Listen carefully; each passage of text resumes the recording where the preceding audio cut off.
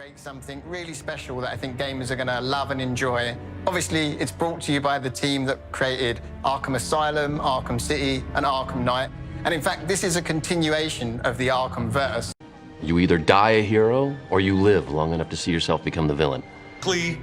What kind of game is this? What am I doing in this game? So the game is a hybrid of Rocksteady's experience in bringing characters like Batman to life, that superhero empowerment, combined with really powerful, awesome gunplay. What? So the superhero empowerment, I guess supervillain empowerment here. Suicide Squad Kill the Justice League is an extension of the Arkhamverse, and it's really about now reframing the story and telling it from the villain's point of view.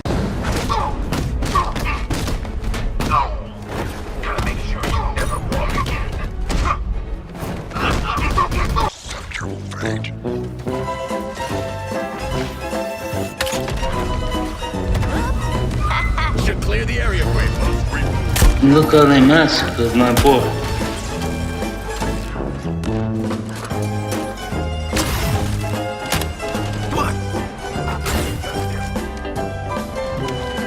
I'm never gonna financially recover from this. Hey, boys and girls, Midgame, Life Crisis, Inconsistency and Werewolf. We are back. What's up, my man? I'm back. Yes, you are. And I'm bigger than ever. Yes, you are. And hairier than ever as well. Yes, I'm... yeah. It's a full moon.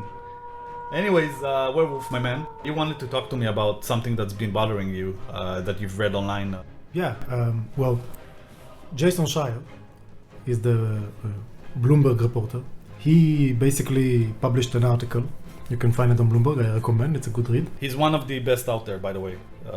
Yeah. When it comes to gaming journalism, probably the best journalist out there. He's an investigative journalist. Yeah. He goes deep on those. Yeah, on and those, he's got good connections in all these big gaming companies, so he can get like anonymous interviews. Yes. He's been doing an amazing job in the last few years. He has so much influence on the industry that when he basically makes one of these big deep dive articles, you can immediately see like mushrooms after rain, a bunch of other companies like journalism company, gaming journalism companies like GameSpot and IGN and all those smaller guys taking snippets of his stuff he says in the original interview or the original article and take it and use it in their articles and then all the gaming community starts talking about it because they share it in the Reddits and the socials.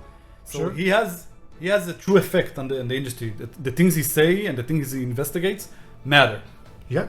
He's a big name in the gaming industry, in journalist side, and that's a good thing. Yes, he we need has someone lots like of that. credit, and people have faith in him, and I think he's doing a great job as well, personally. Yes. That's why I follow him on LinkedIn or whatever.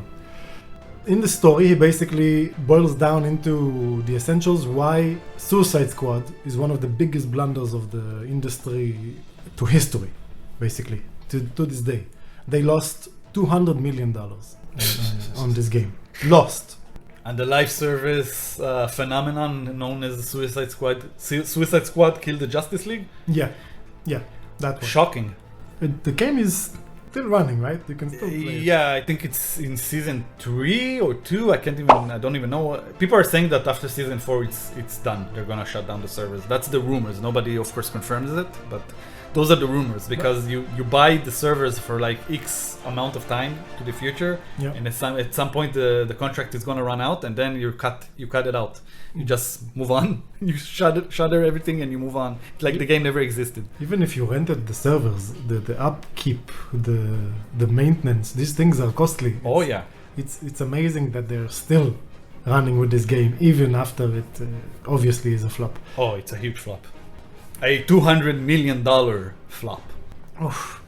Most of the reasons that he describes in the article are things that we have heard before, time and time again. Yes, sir. This is it's like a repeating history here, and no one is learning a lesson. These corporates, these executives are so clueless, and if the company would lose money and the executive would get a slap on his wrist or whatever and they move on, whatever.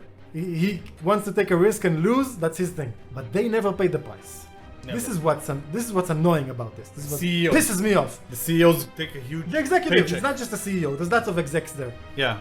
Lots of suits who, even in Schreier's article, the anonymous interviews in Rocksteady, say that they kept wanting to see snippets and demonstrations, and they kept giving, this executive said, oh, it's the good graphics, we like it, this is going to be $1 billion franchise, and the frontline workers tell them, live services have been flopping all year, no one is playing these games, this is a live service.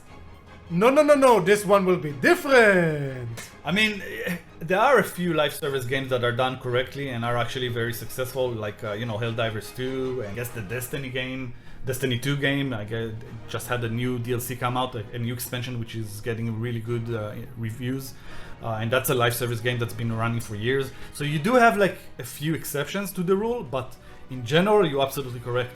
The live service model did not pay off for any of these big companies so far, except maybe Sony with Helldivers 2. They're like rechanging the whole strategy, only they're not changing their the same mistakes. They're making the same mistakes. It doesn't matter what game they're gonna make, what genre of game or what model of game they're gonna make. They're still making the same mistakes of taking inexperienced with that genre, taking experienced creators and developers who are known, like Rocksteady, the guys who made Suicide Squad. They are known for the Arkham series, the Batman Arkham series, right? Yeah. These games are known for their absolutely fantastic melee combat. Yes. The Arkham style combat is like universally claimed and used in many version of that combat is basically used in many other similar games where you're third-person games. Isometric. Exactly, yes. Or no, isometric is not third-person. Third-person games where you're behind the shoulder of the character. That's what I mean. Like in the Arkham games. Yeah, isometric is more from the top. Like,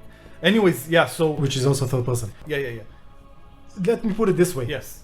I always had an issue with all these action games. Okay, it doesn't matter if it's melee combat or not. But all these action, it's usually melee. But all these action games, Kingdom of Amalur, the Souls-likes or whatever, all of these things that you dodge and you do a flurry and you jump in or whatever. They never worked for me because usually they're very console oriented and I'm a PC gamer and it never worked for me. Okay. Those Arkham games and Shadow of Mordor, which use the same kind of mechanics, I love them. Yeah. This is like the only action game that actually worked for me, and even with keyboard and mouse it works perfect and it feels immersive and it's amazing and I love it. Yes. Yes, this is what they do and this is what they do well. Yes. So they do the melee combat really well. So what you as an executive want to do with those people who specialize with building worlds based on the Batman universe and making specifically melee oriented combat, what's the best use for those specialized group of excellent developers? It went like this. I'm the executive, I'm sitting in my office, my legs are up, Yes. and I'm playing on my phone. You can hear the beeps like Playing some Candy Crush. yeah, and you are the director or the game lead in Rocksteady, and you walk into my office. Sir, I'm matching 3 here. The gacha button. sir, you scheduled the meeting for this moment, sir? I'm here. Yeah. You're walking on that game. What's it called again? Super Squad. Suicide Squad, sir? So, Yeah, that one. Yeah. Yeah. Hold on. Yes, I got it. You have guns in your game, right? Guns, sir? It's what? It's Suicide Squad. Didn't you see the movie? I mean, only one of them has guns. All movies have guns. I mean, the characters, they're known for their melee abilities, sir. Yes, events. Yes. Except the Bullseye guy. I mean, Deadshot, right? I mean, But you're wasting my time. Does the game have guns? no, sir. It does not. My kid likes guns. Put guns. The enemies Yes, have yellows. guns. Sir, the enemies have guns. You can kill Game them. needs guns. My son likes guns. Get out. Sir, but yes, sir. Do I need to fire you again? Yeah, but it's not like just that. That's not the reason, bro. The reason is the guns. The reason they wanted those characters to use guns. The real reason they wanted these characters that are. We're talking about Harley Quinn. We're talking about Shark, the guy who. Yeah. What's his name? King Shark. Yeah. These characters are not known to be using ranged Firearms, weapons. yes. The King Shark, he hits you. He doesn't need a Well, firearm. Harley Quinn has a thing with a pistol, doesn't she? I mean, yeah, you can sure you can find in the comics you can find versions of her use a weapon like a pistol or a rifle, sure. But in general, you usually see her with a huge hammer, clown hammers. Yeah. It's like if you go by the history of Rocksteady, they usually go for the melee bosses, melee fights, melee. Yeah, your enemies might have rifles. And what I'm saying is they took people who specialize in melee, put them in weapons, mostly for the skins, so they can put skins on those weapons and people will buy it. What, melee weapons don't have skins? They do, but it's not enough. It's not sexy enough. It's not like Call of Duty or Fortnite. You know, you need the younger demographic. Whatever the stupid reason is, okay? Because saying they wanted for more cosmetics is the same stupid reason in my eyes as this kid wants the guns, okay? Yeah. This is the same super dumb reason. Yeah. The whole point is you're making the company do something it doesn't know how to do. Yes, you're taking people who specialize in one thing, and you put them on another thing completely, and you tell them good luck. Exactly. And this is forcing something. You can't force creativity. They keep taking these creative people. Game design is an art form. Art form, yeah. They're taking these creative people and they're forcing them to be creative in something that is not their niche. And that's why you see such huge. Usually, a lot of people leave after those projects. Sure. Or leave or get fired. You know, it's very tragic because you see it all over the industry. It's not something that is only in Warner Brothers. It happens all over the industry. That's what's making me angry. Yes. Because it's been repeating history for years. EA has been doing it forever, taking a studio, making it do something it's not good at, and then closing the studio. The ones that pay the price are always the fucking studios and workers that are forced by the big company, by conglomerate or whatever, to do something they're not supposed to do. Or work with an engine that they don't know how to work with. Yeah. Or add something that isn't in the spiritual narrative, in the vision of the artists of the game. Yes. Always forcing something. Why? Because it might give them a few more percentages, a few more dimes, a bit more to squeeze out of the wallets of their poor consumers. They're not clients. No, they're consumers. I mean, at some point, something shifted in the gaming industry, and it became so cynical and so. It's always been, but it came. I think what happened is I think COVID happened and pretty much accelerated everything to this dystopian future, like 10 years forward. You know what I mean? Everything accelerated. People started working from their homes. People were starting to consume a lot more media because they were stuck at their homes. And this led to this huge bubble of these huge companies and corporations overhiring people for projects that most of them will get canceled like 2 years after COVID was over. It was mismanagement and gold rush. A gold rush by a bunch of fucking executives and fucking suits that they saw an opportunity and they took it. And I'm sure their bank accounts are doing great. I'm sure. They're always doing these things. Yes, they're doing amazing. Financially, they're doing great. The only price they paid is the reputation of their companies, of their corporations going down the drain, the quality of their products, of the respective products going down the drain, and the consumers and the companies, developers eating so much shit for companies that used to be amazing at doing what they're doing, now having their reputation ruined because that's what the latest executive said that the trend should be, and that's why we're going to use you for, even though you have no experience with it. Good luck.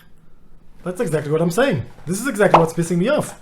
These executives still get golden parachuted, still get the huge yearly bonuses, even when they fail on every fucking metric. Look what's going on with Embracer right now. It's ridiculous. Yeah, they decided to split into three, dump all their debts on one of these companies, which is just going to close now with whatever IPs Yes. they, associated with it. And goodbye and good luck, Yeah.